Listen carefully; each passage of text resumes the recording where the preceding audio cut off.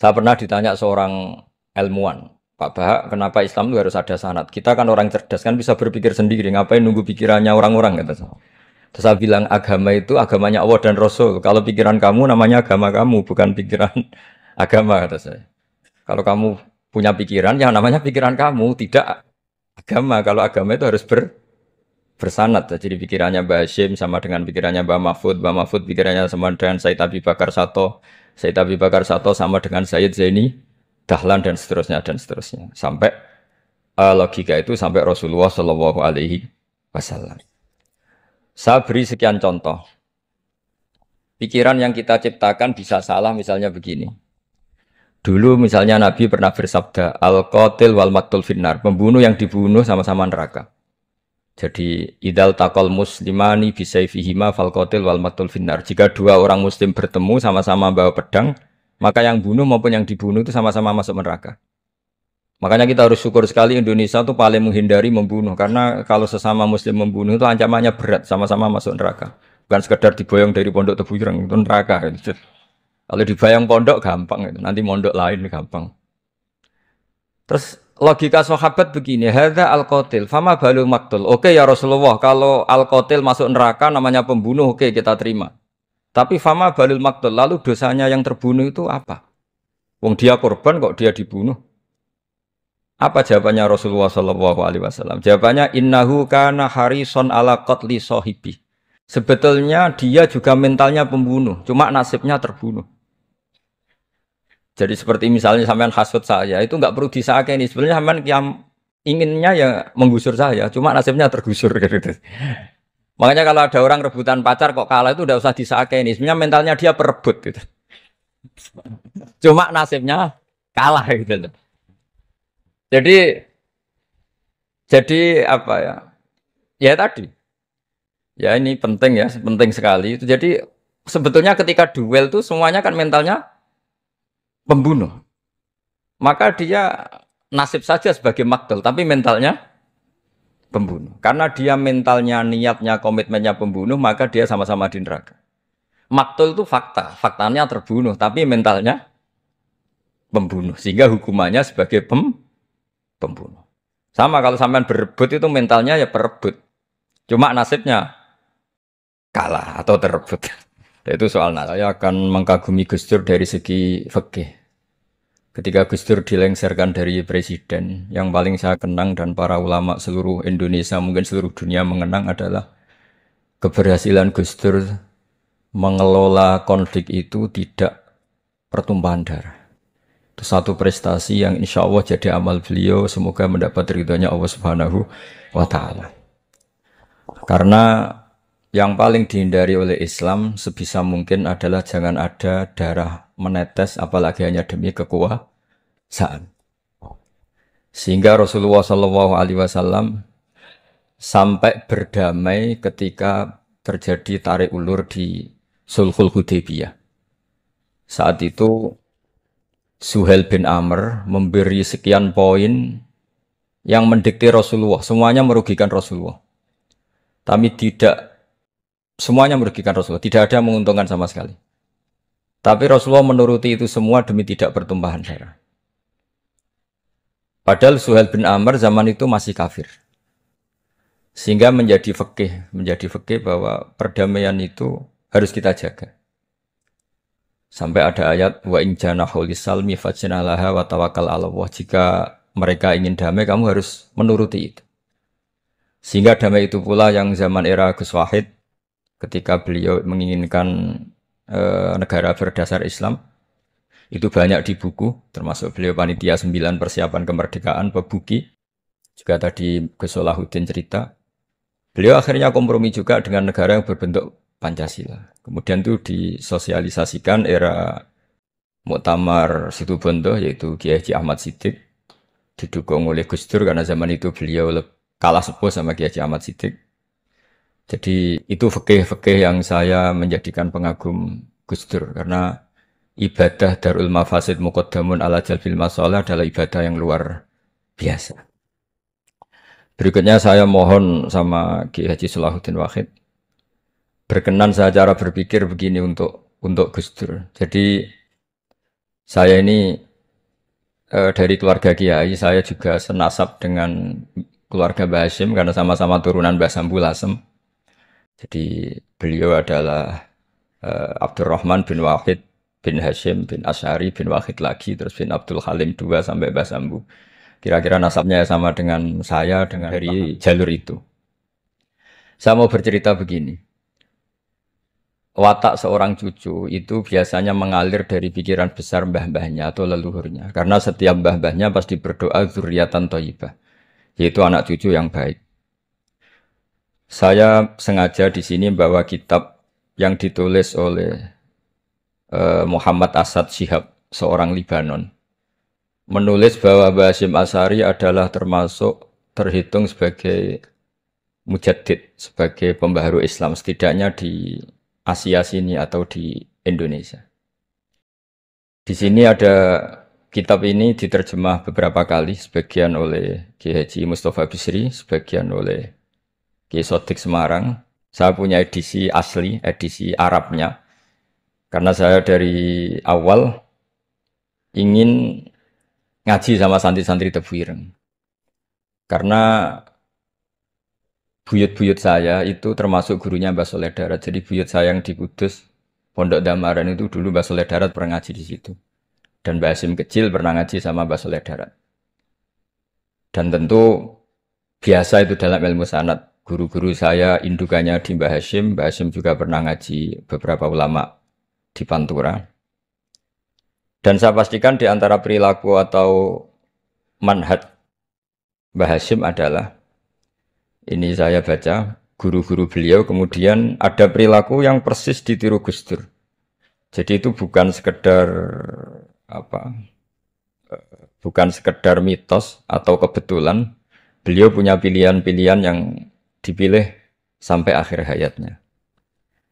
Di sini ada cerita proses Mbah Hasyim ngaji, kemudian pernah ada seorang Jerman mau belajar Islam sama Mbah Hasyim, kemudian ditemui beliau dengan sangat hangat. Ketika sudah mengenal Islam secara detail, ya saya ulang lagi, ketika sudah mengenal Islam secara detail, beliau ngendikan, kamu jangan tergesa-gesa, kata beliau. Kamu harus menerima Islam ini secara al-bayyinah, secara argumentatif, secara logika yang benar, jangan karena terpaksa. Itu pula yang akhirnya Hasyim mendorong khurriyatul fikri. Orang itu harus merdeka dalam berpikir. Itu pula yang mengilhami Rasulullah SAW ketika Sulhul Hudaybiyah. Orang kafir yang masuk Islam harus dikembalikan ke habitat kafir, karena itu habitat asli. Karena rata-rata dulu suku Mekah zaman itu kafir semua. Tapi yang orang Islam masuk kafir harus dibiarkan karena dianggap kembali ke habitat. Tentu semua perjanjian itu merugikan Rasulullah SAW. Tapi yang unik, Rasulullah itu menerima itu semua. Kata Rasulullah, sudah perjanjian itu kita terima saja. Akhirnya perjanjian itu diterima. Kemudian tapi Nabi hanya minta satu hal. Orang kafir Quraisy tidak boleh melarang orang diskusi Islam. Akhirnya mereka diskusi tentang Tuhan, tentang agama, tentang macam-macam. Sehingga mereka akhirnya membandingkan, namanya punya Tuhan batu sama Tuhan yang disebut Muhammad. Tentu mereka masih jangkar pakai nama Muhammad. Mereka diskusi. Kalau kita punya Tuhan berhala, efeknya begini-begini. Kalau Tuhan kita banyak, efeknya gini-gini. Diskusi. Yatafawaduna fil hadis. Mereka diskusi secara terbuka. Terus fama ahadun ya'qilu syai'an illa dakhala fihi. Kemudian seseorang yang berpikir secara benar, yang mengenali Islam, pasti akan masuk Islam. Sehingga karena mereka diskusi bebas tanpa tekanan, akhirnya mereka memilih Islam. Dan selama mereka Islam, mereka akhirnya ikrar Islam sama ikrar ya, cara sekarang ikrar, kemudian menjadi Muslim. Dan otomatis perjanjian itu dibatalkan. Makanya kata Imam Zuhri, guru Imam Malik, maka nafathun a'zuma fil Islam min sulhul Hudaybiyah. Enggak ada kemenangan Islam sehebat kemenangan dalam Hudaybiyah, yaitu orang berbebas berpikir. Kemudian kebebasan berpikir ini pasti mengarah ke mengaku yang benar, menanggalkan yang salah. Tentu orang dulu mendewa-dewakan Lata Uzza, pokoknya menuhankan makhluk, menjadi sadar bahwa itu aneh. Kenapa kita harus sembah batu yang dipahat? Kenapa kita harus menyembah makhluk dan sebagainya? Dan akhirnya mereka Islam. Tapi dulu kalau itu keinginan orang hanya ingin menang kalah. Jadi yang kafir itu hanya ingin menang. Pokoknya jangan sampai kalah. Nggak pernah berpikir Islam itu apa. Di mana-mana perang itu ya pikirannya menang kalah. Tapi setelah nggak ada perang, meskipun segala perjanjiannya merugikan Islam, orang akan berpikir secara objektif.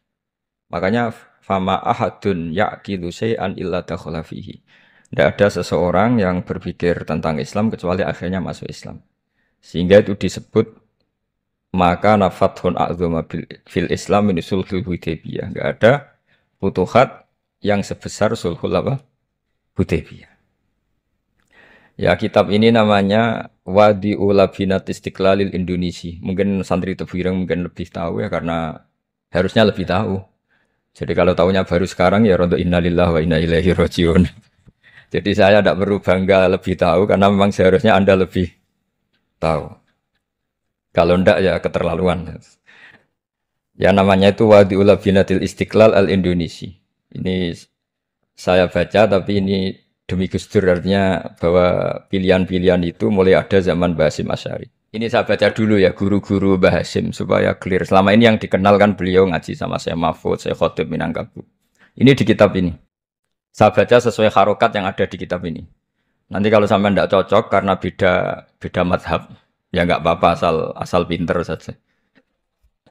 Karena baca kitab itu unik. Kadang-kadang satu guru sama guru yang lain itu beda-beda. Dan biasanya guru itu nggak mau kalah. Mbah Mun tuh sering cerita, ada kiai maknani wati ini lan wit alu. Itu muridnya gerutu karena pernah mondok itu kok nggak gitu. Pak guru, di kitab saya maknanya itu pohon elu. Lah iya cung wit elu kena gua alu kata guru. Gurunya kata gurunya nggak mau kalah. Ada yang guru itu salah baca wal jarodin lan lawang. Muridnya nggak terima. Pak Yai saya pernah ngaji itu maknanya walang. Lah iya walang sing ning lawang cung. Itu memang kasus makna-makna di Jawa itu banyak. Karena awalnya memang wis rodok bodoni.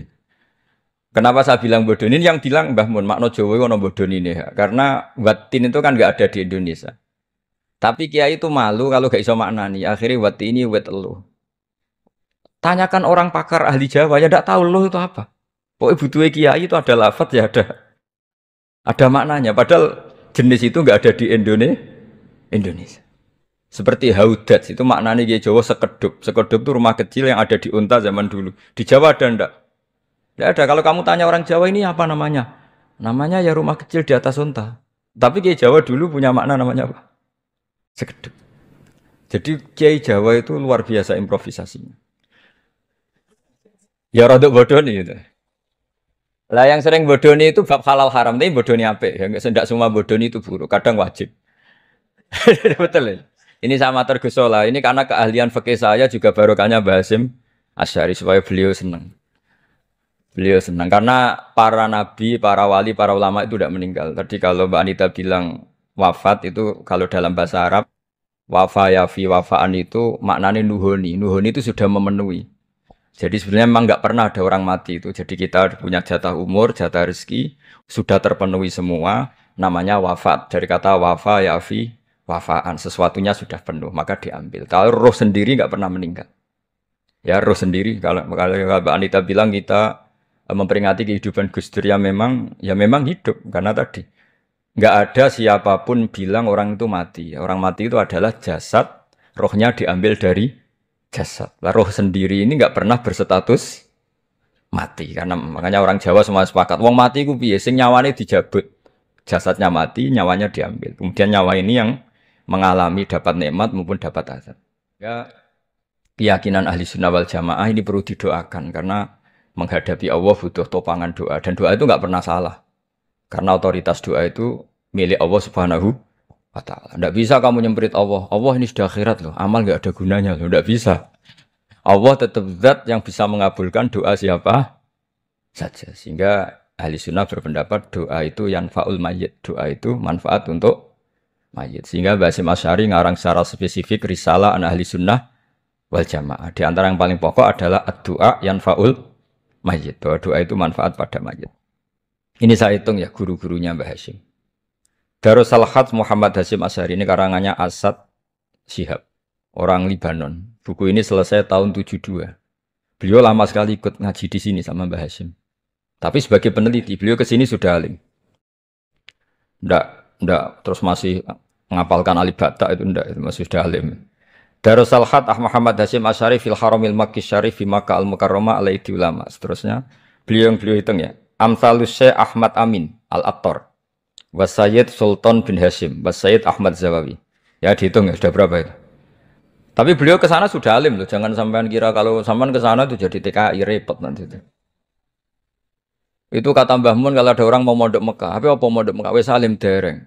Kersane pinter bahasa Arab, Bah. Bakul es nang Arab pinter bahasa Arab kata Mbah. Jadi kalau beliau kalau sama orang belum alim mondok di Mekah itu agak duka beliau. Ya, Syekh Ahmad Amin Al-Attar, Wasayyid Sultan bin Hashim, Wasayyid Ahmad Zawawi, Wasayyid Ibrahim Arab, Wasayyid Ahmad bin Hasan Al-Attar, Wasayyid Said Al-Yamani. Ini yang gurunya Mbah Zubair juga, guru-gurunya keluarga sarang. Wasayyid Husain Al-Habsyi. Ini mbah-mbahnya keluarga Habib Anis Solo. Jadi, ya pokoknya keluarga besar Solo, karena kita tahu Habib Anis itu bin Alwi bin Ali yang punya simtud, Duror bin Muhammad bin Husain. Alladzi tawalla mansibal iftah hatta wafatul maniyah wa Sayyid Bakar Sato. Ini yang ngarang Anatu Tolibin.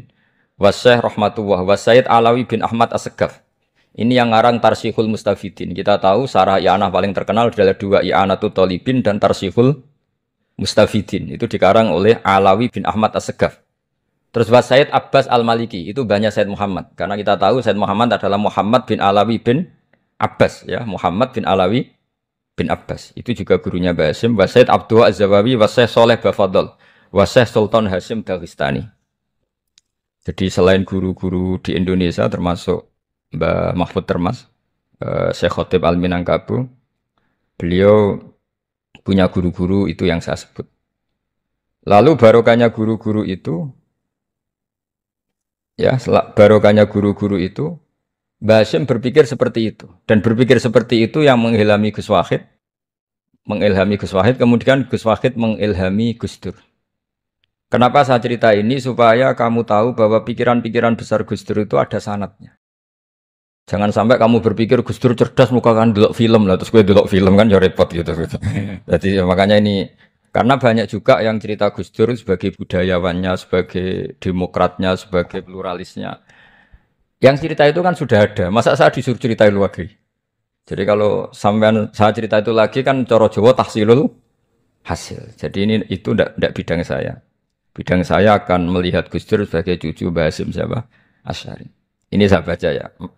Ini bahasa Jerman tapi sudah diagak-agak Arabkan. Ma'al Muhandis Karel von Schmidt.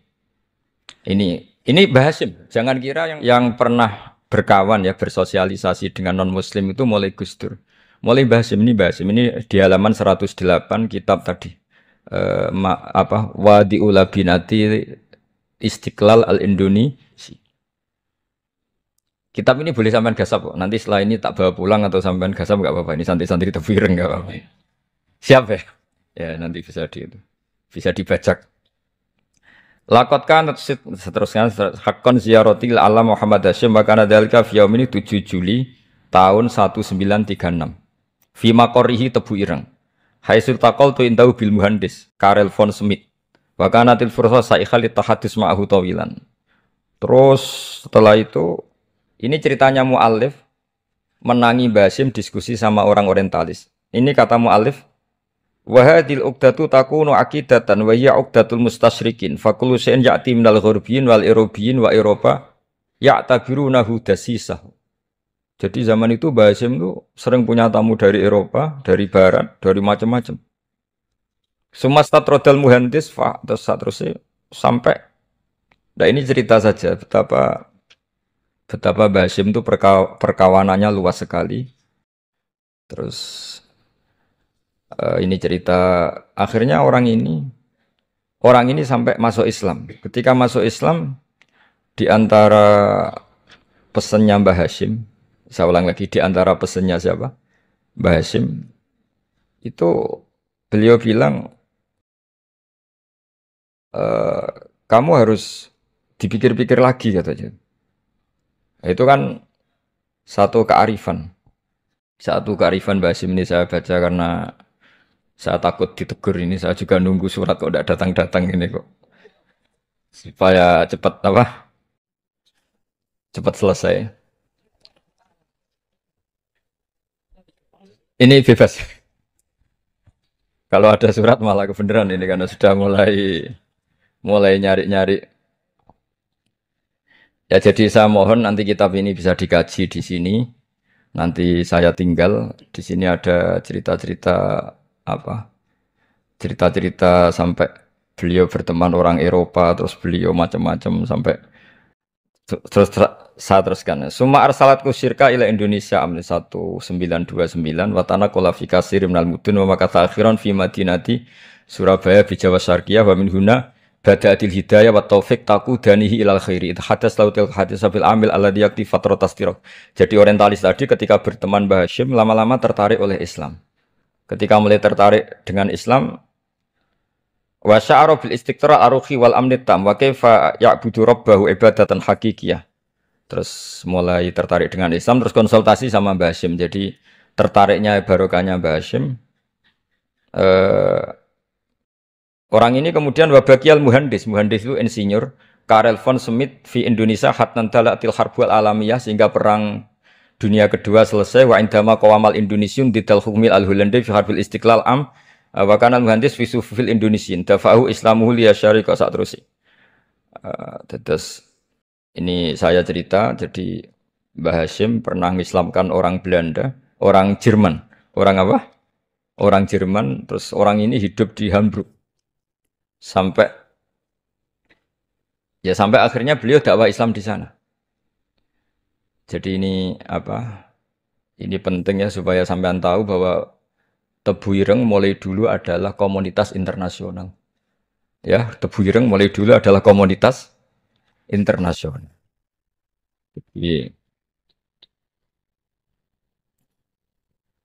Terus ketika ada yang dijajah, ya Indonesia yang dijajah, ini Mbah Hasyim bersama kawan-kawannya sepakat iktikaf di Multazam. Ini saya baca ya. Wa akhiran istama'a ma'a nukhbatin min haula'i talaba min zalama alaihi al-had Muhammad Hasyim ala ayata'ahadu wa yakumu bi amalin fi lailatin lailan min laili syahri Ramadan. Al-mu'azzam istama'a haula'i talaba waladina yantamuna ila iddati qawamiyatin.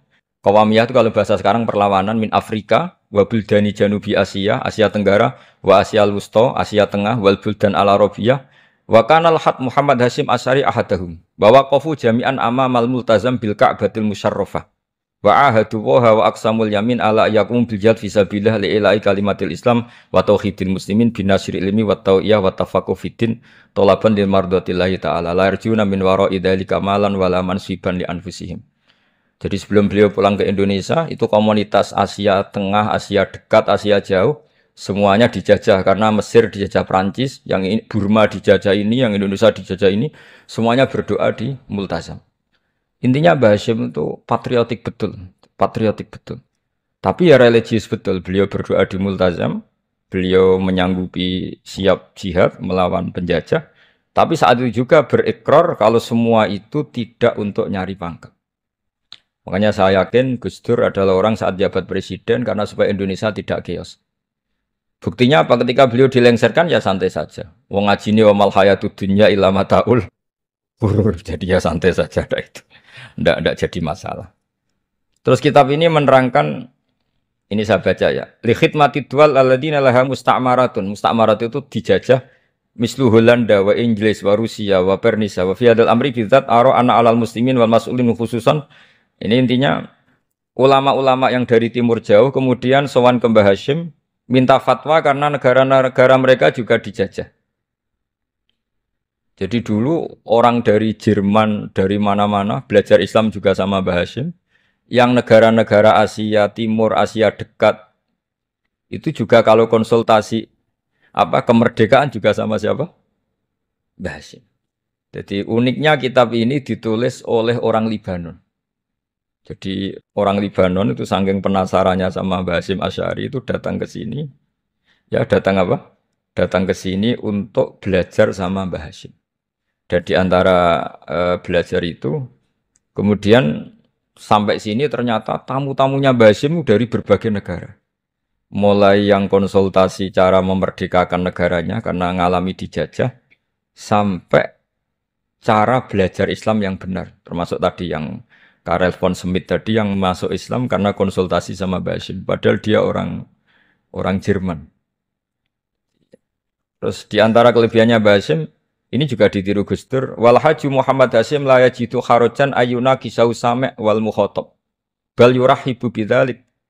Mbah Hasyim orang yang enggak tersinggung ketika pendapatnya ditentang atau digugat oleh lawan bicaranya. Beliau santai, tidak apa? Terus ya tidak berontak, ya santai aja. Enggak terus angger dibantah, oh membantah kiai kualat. Tidak, itu tidak ada sanadnya. Nah ini saya pastikan ya bahwa kehebatan Gus Dur itu kita nggak lepas dari barokahnya siapa? Mbah Hasyim.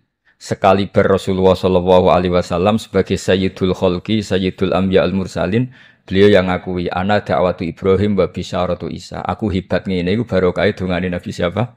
Ibrahim. Maka ini sesuatu yang saya tekuni, jadi nggak salah. Kalau bicarakan Gus Dur ya harus bicarakan Mbah Hasyim. Sama bicarakan Nabi Muhammad Shallallahu Alaihi Wasallam juga harus membicarakan Jadduhul A'la yaitu Ibrahim alaihissalam. Jadi ini kitab bisa bisa dipakai atau digasap ya nggak apa-apa. Artinya gini, gasap itu kalau saya ada ridho jadinya gasap, kalau ridho ya jadinya boleh. Dan menjadi gasap kalau nggak dipelajari. Ya jadi kalau enggak terus tinggo jimat itu kita Gus Bah sakti wah ya repot makanya ini. Nah kalau dipakai itu gasap. Tapi kalau nanti didiskusikan sama teman-teman kemudian menjadi baik, menjadi luar biasa, saya ikut ngamal. Terus saya ulang lagi, saya teruskan. Ittisolatuhu. Ittisolatu itu komoditas beliau. Lahu ittisolatun wasi'atun wa mukatabatun ma'akatsirin min zu'ama'il alam al-islami fi dzalikal ahdi. Bianhum Asy Abdul Aziz As-Sa'alibi wa Sayyid Diyauddin wa Syairozi Adwul Injil terus beliau punya perkawanan besar di komunitas internasional termasuk Syekh Muhammad Abdul Karim Al-Khattabi wa Sayyid Alawi bin Thahir Al-Haddad Mufti Sultanati Johor. Ya, beliau berkawan dekat sama muftinya kerajaan Johor wa Muhammad Ali wa Syaukat Ali bil Hindi wa Muhammad Ali Jana Muhammad Iqbal. Muhammad Iqbal yang terkenal di India itu wa Sayyid Hibaduddin Asy-Syahrastani. Wazirul Ma'arif Al-Iraqiyah. Beliau berteman sama PM Irak. Jadi kalau Gus Dur dari Mesir belajar di Irak, ternyata dulu mbahnya teman akrabnya Perdana Menteri apa? Irak. Terus banyak Waro'isu Majlis Tamyiz wa Sayyid Al-Alama Muhammad bin Aqil wa Sayyid Muhammad Jadul Maula wa Sayyid Muhammad Surur saat terusnya itu. Jadi ini nanti saya tinggal termasuk catatan-catatan ini saya mohon ridho dari Gus Solah dari supaya santri-santri sini belajar Mbah Hasyim lebih serius supaya gampang. Kenapa saya katakan harus seperti ini? Dulu Nabi Ibrahim itu di antara anak cucunya itu secara lahir ada yang tidak soleh. Karena anak cucu itu punya otoritas sehingga anak cucu ini yang menstatuskan Nabi Ibrahim. Sampai Allah sendiri yang meluruskan pengklaiman itu, yaitu ada ayat maka anak Ibrahimu Yahudiyah wala Nasranian, karena ada orang yang bernama Yahuda bin Yakub bin Ishak bin Ibrahim. Karena Yahuda punya pola tertentu dalam beragama, terus seakan-akan mbah-mbahnya paling ya begitu. Akhirnya Ibrahim pernah distatus sebagai Yahudi. Sampai Allah sendiri yang ngendikan maka anak Ibrahimu Yahudiyah wala Nasranian.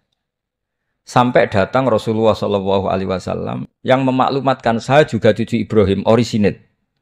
Dan saya pastikan Ibrahim itu bukan Yahudi tapi bapak tauhid. Semenjak itu Ibrahim dipulihkan namanya, bukan Yahudi tapi bapak tauhid. Yaitu diistilahkan Nabi millata abikum Ibrahim, semua tauhid adalah nginduk kepada Nabi siapa? Ibrahim. Nah saya ingin santri-santri Tebu Ireng misalnya nanti suatu saat jadi komunitas internasional, jadi orang keren komunitas internasional, itu bukan karena ingin gaya-gayanan terkenal, tapi ingin niru Mbah Hasyim, bahwa itu awal dakwah Anda fil alam. Semua alam ini tentu butuh tauhid, butuh kebenaran. bukan gagah-gagahan sebagai orang populer.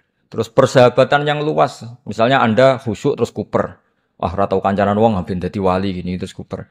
Mungkin Anda tidak akan jadi wali karena sanadnya Mbah Hasyim itu perkenalannya luas. Sementara kamu milih kuper, gak pernah berteman orang, tapi sanadnya sampai Mbah Hasyim itu membingungkan sanad itu. Wong Mbah Hasyim ndak gitu kok kamu nyanatkan begitu. Jadi kalau santri Tebu Ireng mulai sampai neng kamar, terus ngobong dupo, terus memperkenalkan diri jadi wali. Gitu. Nanti tonggo kamu ngira itu produk Mbah Hasyim, karena kamu santrinya. Kan dianggap cerminan gurunya sampai Mbah Hasyim. Nah kalau ada yang teman-teman gitu harus dimaklumatkan itu sanad mungkotek. Bahwa sanad itu tidak benar. Ini kapan ini ditegur? Ini saya sudah mulai menunggu. Karena ya repot ini kalau kelamaan ini nanti itu. Terus ini khazanahnya Mbah Hasyim. Khazanah itu ya perpustakaan kalau sekarang. Maktabatuhu. Tu'addu maktabatul khat Muhammad Hasyim Asy'ari min aghnal maktabat likhtiwaiha ala anfas. Jadi ini kadang harokatnya ya beda dengan bacaan saya. Sama nanut bacaan saya saja. Di sini ditulis anfusil kutub. Selalu saya baca anfasil kutub karena maknanya kitab terbaik. Kalau kitab terbaik bacanya bukan anfus tapi apa? Anfas. Ya nanti kamu debat sendirilah sama teman-teman ini bacanya apa. Karena ini kadang harokatan. Kalau kadang harokatan repot. Ape bantah itu kadang sungkan mbek sing aran, orang bantah kadang beda. Lah supaya selamat iki ora salah mualif, khotote sing goblok biasanya gitu korban. Biasanya gitu kalau untuk menyelamatkan kiai itu oh ini yang ngetik yang salah. Padahal kadang kiai ini barang ya rodok salah tapi ya sembolan. Daripada suudzon sama kiai kan mendingan sama pengurus. Ya gitu ya sepakat ya. Jadi ya sudah terus. Ya saya baca. Tu'addu maktabatul khat Muhammad Hasyim Asy'ari min aghnal maktabat likhtiwaiha ala anfasil kutub al-ilmiyah al-islamiyah. Jadi kalau tadi yang diceritakan para kawan-kawan Gus Dur suka baca. Itu Mbah Hasyim itu kitabnya banyak sekali dan semuanya kitab terbaik. Min matbu'atin baik yang dicetak wa makhtutatin baik yang masih tulisan tangan. Athariyatin qadimah baik kitab-kitab yang sudah hampir punah karena saking lamanya. Wa tadummu hadil maktabah jullal kutub al-mu'allafah wal lughat al-arabiyyah wal indonesia wal jawiyah wal malaysia wa ba'dal lughat al-ajnabiyyah al-ukhra. Jadi zaman Mbah Hasyim itu perpustakaannya sudah ada bahasa Indonesia, bahasa Jawa, bahasa Malaysia, bahasa Inggris. Itu yang nulis orang Libanon. Sampai santrinya Mbah Hasyim tidak tahu innalillahi wa inna ilaihi rajiun. Maka ini yang kepertobatan ya saya kasih. Jadi ini saya biasa guyon, kesoalnya ini guyon sama santri, saya tidak midatoni kiai, jadi ini guyon sama santri. Semoga guyonan ini manfaat. Wassalamualaikum warahmatullahi wabarakatuh.